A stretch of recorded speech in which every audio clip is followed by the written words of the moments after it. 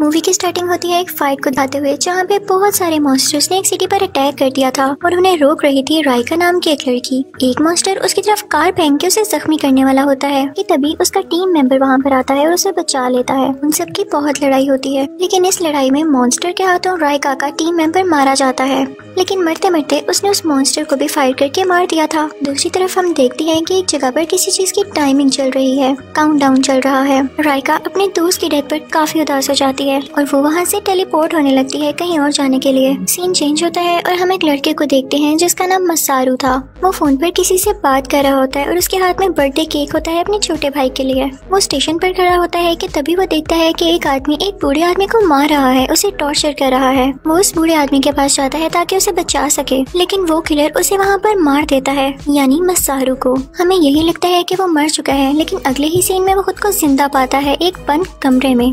उस रूम में इसके अलावा 4 लोग और थे। काउंटडाउन चल रहा था, उसमें कुछ चीजें लिखी हुई आती हैं जो किसी किस्म की इंस्ट्रक्शंस थी। उसके जरिए इनको ये पता चलता है कि सब लोग मर चुके हैं और अभी इनकी गेम वाली लाइफ है। इन लोगों ने गेम में स्टेप इन कर लिया है। इनको बताया जाता है कि तुम लोगों को डिफरेंट टास्क दिए जाएंगे, जिसमें सबसे बड़ा टास्क मॉन्स्टर्स के लीडर को हराना था, जो कि बहुत ताकतवर था और उसको ढूंढना इतना आसान नहीं था। इस गेम को पूरा करने के लिए इनको सूट भी दिए जाते हैं। जब ये लोग वो ड्रेस पहन लेते हैं तो इनको कुछ वेपन्स दिए जाते हैं जो कि बहुत एडवांस थे और उस लीडर को मारने में बहुत काम आ सकते थे। दूसरे वाला आदमी कहता है कि मैं ये सूट नहीं पहनूंगा, मुझे यहाँ क्यों लाया गया है।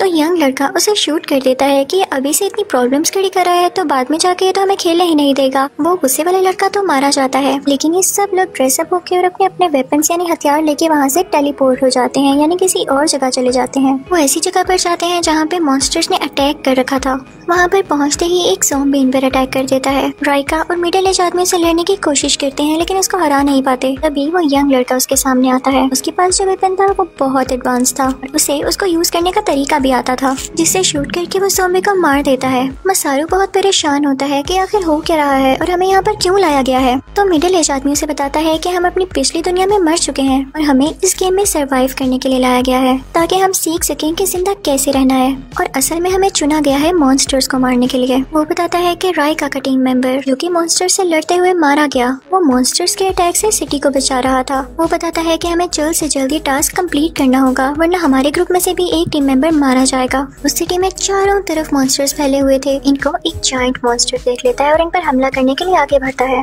राइको और वो मिडिल एज आदमी उन पर अटैक करते हैं आगे से, लेकिन वो जायंट मॉन्स्टर इनको पकड़ लेता है। मसारू इनकी हेल्प के लिए आगे बढ़ता है, लेकिन उसे अपनी गन ठीक से चलानी नहीं आती। राइको जैसे तैसे करके उन दोनों को छुड़वा लेती है, यानी खुद को और उस मिडिल एज इंसान को। इसी दौरान उस जायंट मॉन्स्टर का सर मसारू पर गिर जाता है। ऐसे लगता है कि उसका कुछ नहीं बचा होगा, वो बिल्कुल क्रश हो गया होगा। लेकिन फिर इनके इतने एडवांस सूट का फायदा क्या, उसका सूट उसे बचा लेता है और उसे कुछ भी नहीं होता। तभी वहाँ पर दूसरा ग्रुप आ जाता है, दूसरी टीम आ जाती है। उनके ड्रेस, वेपन्स और मशीनरी के तो क्या ही कहने, इतनी एडवांस कि ना तो इनकी मशीनरी इतनी एडवांस थी और ना ही पूरी सिटी में किसी और की। वो एडवांस कार्स में यहाँ पर आए थे। जब वो राइका की टीम को देखते हैं तो हंसने लगते हैं उनकी हालत पर। ये ग्रुप भी मॉन्स्टर्स को हराने आया था। अगर ये मॉन्स्टर्स को हरा देता तो ये जीत जाता। तभी उन पर मॉन्स्टर्स का अटैक हो जाता है और ये लोग एक ही बार में उन्हें हरा देते हैं। वहाँ मसारू और इसकी टीम काफी परेशान हो रही होती है, क्योंकि वो काफी स्ट्रगल कर रहे थे मॉन्स्टर्स को हराने के लिए। लेकिन इसमें इनका भी तो कोई कसूर नहीं था, क्योंकि मशीनरी और वेपन्स दूसरी टीम से ज्यादा एडवांस नहीं थे। खैर दूसरी तरफ अगर वो ग्रुप उन मॉन्स्टर्स को हरा भी देता तो इतना कोई खास फायदा नहीं था, क्योंकि उसके काफी टीम मेंबर्स इस फाइट में मारे जा चुके थे। लेकिन तभी उस ग्रुप में से एक टीम मेंबर अपना बहुत ही ज्यादा सुपर एडवांस वेपन निकालता है और उस मॉन्स्टर के टुकड़े कर देता है। मसारू काफी हैरान होता है और उस मिडिल एज आदमी से पूछता है कि इनके पास इतने एडवांस वेपन्स कैसे हैं।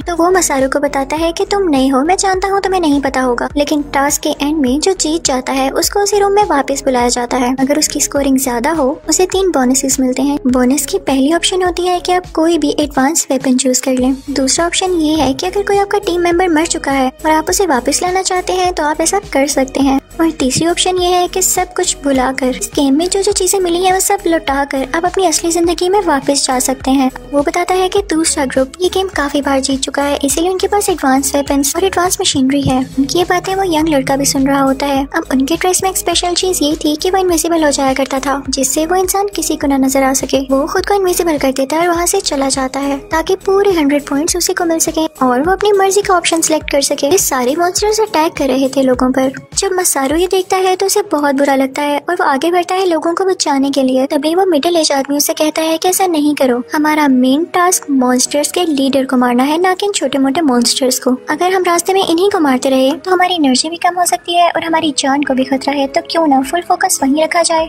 लेकिन मसारू कहता है कि तुम लोग डरते हो, इतनी हिम्मत तो पैदा करो कि सबसे लड़ सको, इन मासूम शहरियों का क्या कसूर है। तो वो आदमी इसको रोकते हुए कहता है कि मैं जानता हूँ तुम्हारा छोटा भाई भी है, और सोचो अगर तुम्हें कुछ हो गया तो उसका क्या होगा। वो उसे कुछ कॉइन्स देता है कि फोन बूथ से उसे कॉल करके उसका हाल तो पूछ लो।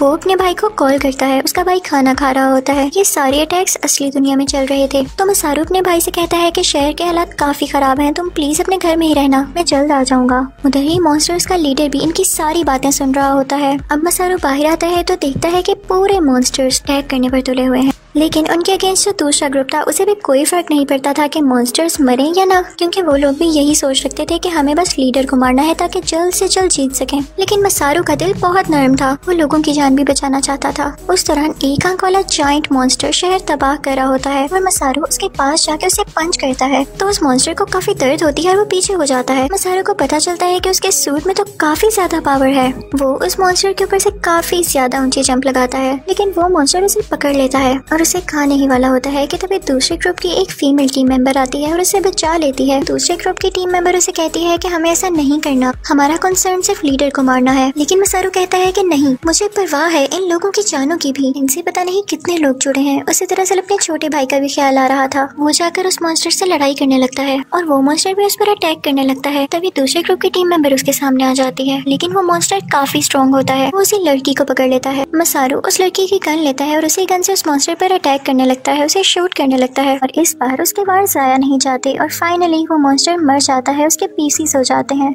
ये देखकर उस ग्रुप की टीम मेंबर काफी इंप्रेस होती है। वो उससे कहती है कि तुमने अपनी जान रिस्क में डालकर मेरी जान क्यों बचाई। तो मसारू कहता है कि तुमने भी तो मेरी जान बचाई। वो दोनों एक दूसरे से कहते हैं कि हम इस गेम में जिंदा रहना चाहते हैं। पूछने पर मसारू बताता है कि मेरा एक छोटा भाई है और मेरे पेरेंट्स की डेथ हो चुकी थी, जिसकी वजह से मैं ही हूँ सिर्फ अपने छोटे भाई के पास। तो वो फीमेल टीम मेंबर बताती है कि मेरा भी छोटा सा बेटा है जो कि 10 साल का है और मेरा जिंदा रहना भी बहुत जरूरी है ताकि मैं असली दुनिया में उसके पास वापस जा सकूं। वो मसारू को बताती है कि तुम हमें सबसे अच्छी टीम समझ रहे हो, तो यह गलत है। हमसे भी ऊपर एक ग्रुप है जो कि 7 बार इस गेम को जीत चुका है और उसके पास हमसे भी ज्यादा एडवांस वेपन्स हैं। उनका काम तो सिर्फ लीडर को ढूंढ कर मारना है और वो इस शहर में छुप कर कहीं रह रहे हैं।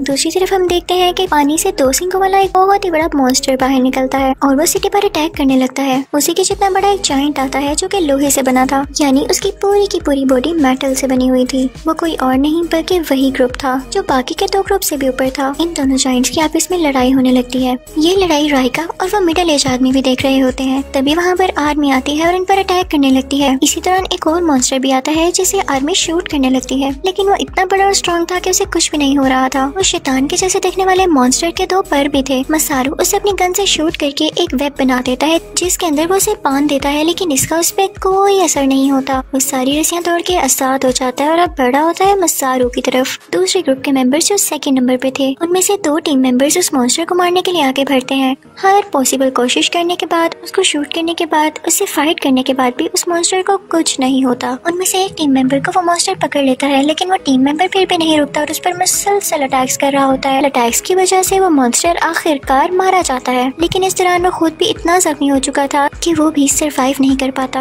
और इसी वक्त उन मॉन्स्टर्स का लीडर वहाँ पर आ जाता है जो कि काफी छोटी हाइट का था और उसे देखकर इतना डर भी नहीं लग रहा था। तो उसमें जरूर कोई ना कोई ऐसी एबिलिटी होगी जो कि हिडन होगी और काफी खतरनाक होगी। सेकंड ग्रुप का मेंबर उस पर कई अटैक्स करता है और कई बार उसकी बॉडी काफी पीसेस में बढ़ जाती है, लेकिन वो फिर से छोड़कर उन पर फिर से अटैक करने लगता है। वो आदमी भी पूरी कोशिश कर रहा था कि इसको हरा दे, लेकिन वो लीडर कई ज्यादा फीमेल बॉडीज में बदलकर एक बहुत बड़ी जायंट फीमेल मॉन्स्टर बन जाता है और वो सेकंड ग्रुप के टीम मेंबर को निगल जाता है। ये देखकर मसारू उस पर अटैक करने के लिए आगे बढ़ता है। वो मसारू को खाने ही वाला होता है कि तभी कहीं से उस पर कोई अटैक होता है जिससे वो नीचे गिर जाता है और उसके टुकड़े हो जाते हैं। ये अटैक उस यंग लड़के के अलावा किसी ने नहीं किया था जो कि डिसअपीयर हो गया था, लेकिन इसका कोई फायदा नहीं हुआ था क्योंकि उस मॉन्स्टर का खून जो नीचे गिरा था उस खून में से एक और क्रिएचर उठ खड़ा होता है। यानी उस मॉन्स्टर के लीडर में यही एबिलिटी थी कि वो कोई भी भी फॉर्म ले सकता था। ये देखकर वो यंग लड़का फिर से डिसअपियर होने लगता है, लेकिन उस लीडर को ये पता चल जाता है। वो एक जोरदार इलेक्ट्रिकल वेव उसकी तरफ फेंकता है, जिसकी वजह से उसका एक हाथ ज़ाया हो जाता है। वहाँ पे ब्लास्ट होने वाला होता है, जिससे पहले ही मसारू सबको समंदर में लेके जंप कर देता है। अब दूसरी तरफ जो 2 सिंगों वाला जायंट मॉन्स्टर था और सबसे बेस्ट ग्रुप जो 7 बार टास्क जीत चुका था, उन दोनों में लड़ाई हो रही होती है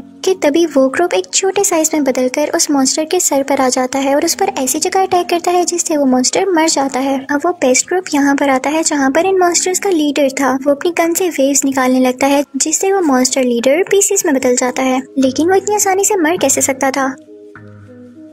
वो फिर से अपनी फॉर्म बदल लेता है और अब की बार एक इंसान में, एक ऐसा इंसान जो कि बहुत स्ट्रॉन्ग था। दूसरे ग्रुप का टीम मेंबर उसके 2 टुकड़े कर देता है, लेकिन वो फिर भी नहीं मरता। जब मसारू उसके पास जाता है ये देखने के लिए कि क्या ये मर गया है, तो तभी उस लीडर की बॉडी से बॉम्ब निकलता है और मसारू अगर वहाँ से ना हिलता तो वो मारा जाता। उसको बचाने के लिए वो मिडिल एज आदमी फौरन से वहाँ पर आता है और उसको वहाँ से ले जाता है। आखिर में हम देखते हैं कि मॉन्स्टर्स का लीडर फिर से जिंदा हो चुका था और अब की बार जो फॉर्म उसने ली थी वो बहुत ही खतरनाक थी, बिल्कुल एक खौफनाक स्केलेटन की तरह, जिसके बैक साइड पर बहुत बड़े बड़े स्पाइक्स थे। वो भी ये चाहता था कि वो बेस्ट ग्रुप इससे लड़े और वो उस बेस्ट ग्रुप को हरा दे ताकि इसकी जान का खतरा ही खत्म हो। अब मसारू, राइका, दूसरे ग्रुप के टीम मेंबर जो कि मसारू की दोस्त बन चुकी थी, ये तीनों एक प्लान बनाते हैं कि उस लीडर को कैसे हराया जाए। तभी वो लीडर इस जगह पर दोबारा आ जाता है। उसके हाथ में उस बेस्ट ग्रुप के सबसे अच्छे टीम मेंबर का सर था, यानी वो उसे मार कर आ रहा था। अब वो लीडर बढ़ता है मसारू की तरफ, लेकिन दूसरे ग्रुप की फीमेल टीम मेंबर यानी मसारू की दोस्त उस पर अटैक करके उसके बाजू को तोड़ देती है। वो कटकर दूर जाकर गिरता है और बिना वेट करते हुए वो उसकी पूरी बॉडी पर अटैक करने लगती है, जिससे उसके पीसेस होने लगते हैं। लेकिन वो लीडर भी चुप बैठने वाला नहीं था। वो अपनी आंखों से लेजर निकालने लगता है और पूरा शहर तबाह हो जाता है।